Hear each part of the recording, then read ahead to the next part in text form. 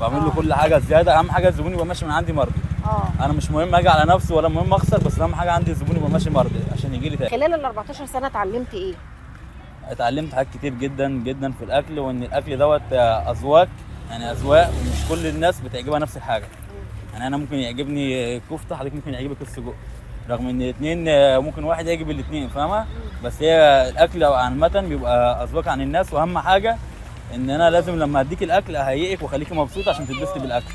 ازاي ما ينفعش بترضي اديك الزبون؟ الاكل وانا بتعامل معاكي معامله وحشه، هتاخدي الاكل وهتحسي ان هو طعمه وحش. صح.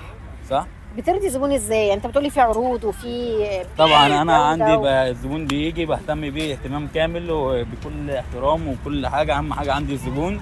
الزبون بيجي بعمل له علب سلطه زياده، طحينه زياده، ما اعرفش والله، بعمل له كل حاجه زياده. اهم حاجه الزبون يبقى ماشي من عندي مرضي. انا مش مهم اجي على نفسي ولا مهم اخسر، بس اهم حاجه عندي الزبون يبقى ماشي مرضي عشان يجي لي تاني. طب كلمنا على الاسعار بقى. انا المفروض ان انا ببيع اي سندوتش ب 50 جنيه من دول. يعني بس السيخ ده بيبقى سندوتش؟ السندوتش ده بطلعه معايا عيش بالخصوصي بيتخبز.